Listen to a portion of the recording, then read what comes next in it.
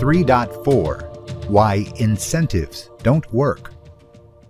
Reliance on extrinsic motivation to convey knowledge is one of the most glaring issues with traditional teaching methods. Extrinsic motivation, which is derived from external factors, is problematic because it isn't the right motivator for the brain. It's clear that using an M&M to motivate an overweight child to do her math homework is wrong. You might even argue that it's unethical. Of course, not all extrinsic motivations are immoral. For example, common workplace incentives include raises, bonuses, better office space, and more control. Yet these incentives often don't elicit the response management hope for, at least not in the long term. Author Alfie Kohn argues that reward and punishment-based systems fail to produce long-term results.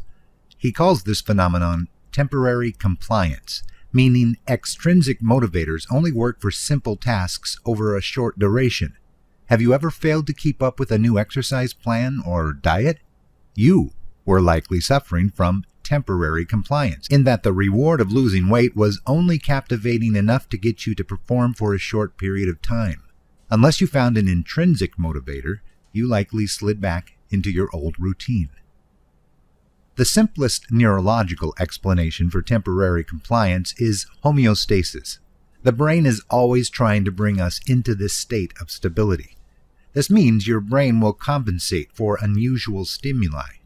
If you regularly consume caffeine, homeostasis is essentially the reason you feel lethargic before you have your morning cup of coffee or tea. Because your brain knows it receives coffee every morning at 7 o'clock, a group of neurons team up and release chemicals to make you sleepy in anticipation. If you drink your usual dose, you'll end up feeling relatively normal. If you don't get any caffeine, you'll get groggy and possibly have a headache. If you drink an extra cup, you'll feel awake and jittery.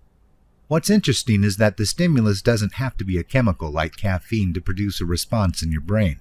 Consider addictive behavior like using a cell phone or playing a computer game.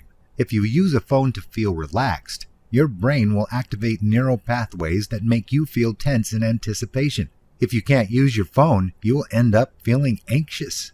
Doesn't it drive you crazy when your phone dings and lights up and you're unable to answer?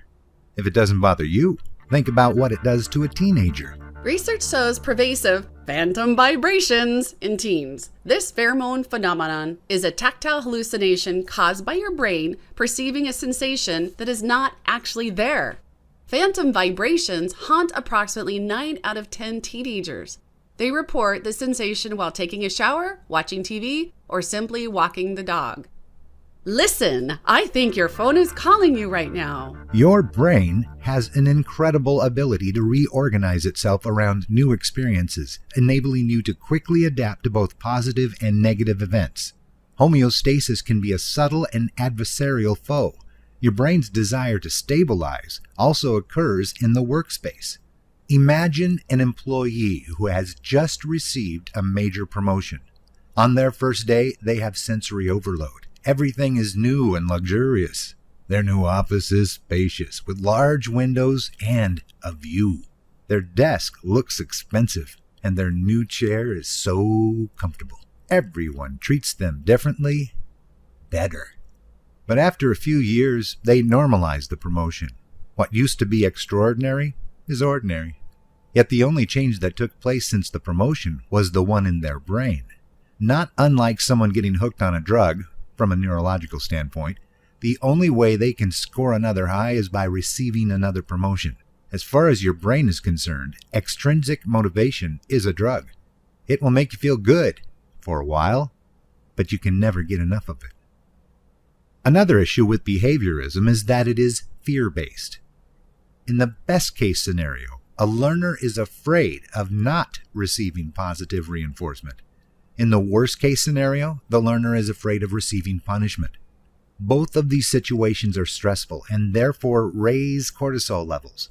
Cortisol activates your amygdala, routing sensory data to your hindbrain.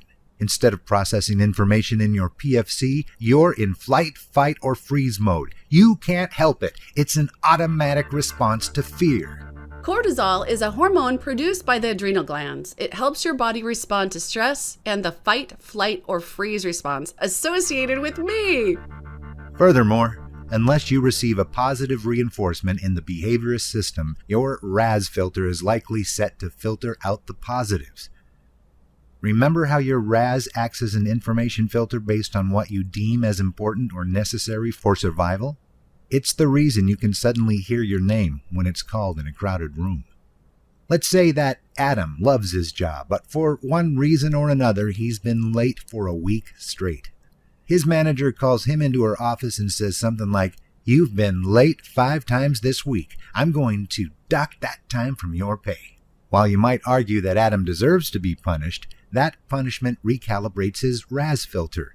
Now he is more likely to process cues from the environment that reinforce the idea that he is consistently tardy. As we mentioned before, this can become a self-fulfilling prophecy. So the thought, "I am rarely late," transitions to, "I am usually late." What's more, the behaviorist method of teaching generally relies on rote memorization. This schema is the traditional method of teaching where the main idea is bullet pointed out and the educator crams all that info into the learner's minds. Hence the phrase, cramming for a test. Here's the problem. Your brain hates that. Remember, there is a finite limit to your memory capacity, 4 plus or minus 2.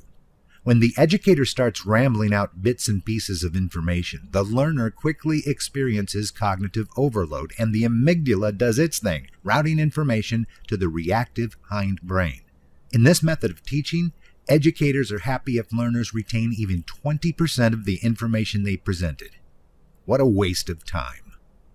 While rote memorization isn't inhuman, unlike other aspects of behaviorism, it does seriously impede learning. Think back to the last time you started a new job.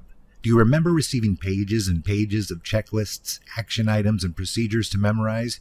How quickly did you memorize it all? It literally took months. Better yet, how much of that information did you actually retain? How much of it can you recall today?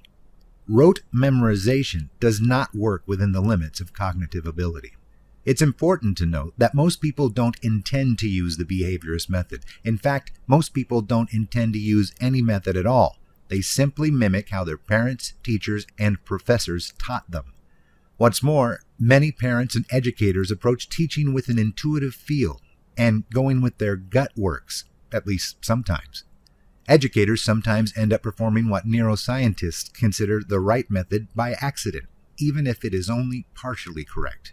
Similarly, in the corporate world, a good educator knows that through patience, practice, and observation, doing something one way produces good results. So they arrange their teaching to incorporate it. Yet they also notice that many methods work inconsistently, producing great results with some employees, but dismal results with others. Educators aren't malicious or careless. They simply missed the cognitive revolution described in this book's introduction. From a deficit position, relationships between mentors and mentees have almost no choice but to land squarely in the realm of behaviorism. You can't choose another model if you aren't aware that one exists. However, the educators who free themselves from reward-punishment methods find traction in classrooms where learners are not only engaged and happy to learn, but also generate ideas, collaborate, and contribute to their own learning. This kind of agency, metacognition, and inclusiveness leads repeatedly to learning with deep understanding. These educators have rewritten their neurocircuitry to think, teach, and learn in new ways, in better ways. We all deserve the benefit of learning in a cognitive model, where we learn using intrinsic motivation in neuro-aligned models that make sense. The question, of course, is how? Brain break. Stand up. Stretch your arms straight out in front of you. Tilt your wrists up so your palms are facing you, and cross your arms to make an X. Keep your fingers up in the air and lock your thumbs together. With your index finger on your right hand, try to touch each of the fingertips of your other hand one by one. Now take the index finger on your left hand and repeat the process. Try switching to use the middle, ring, and pinky fingers on each hand, As with previous brain breaks, the objective is to engage all regions of the brain in a simple but energizing activity that increases blood flow to the brain while also connecting the cerebellum, occipital, parietal, and temporal lobes to the prefrontal cortex. In addition, the act of attentional focus, surprise, and shared fun serves to flood the brain's synapses with neurotransmitters that assist the learning process.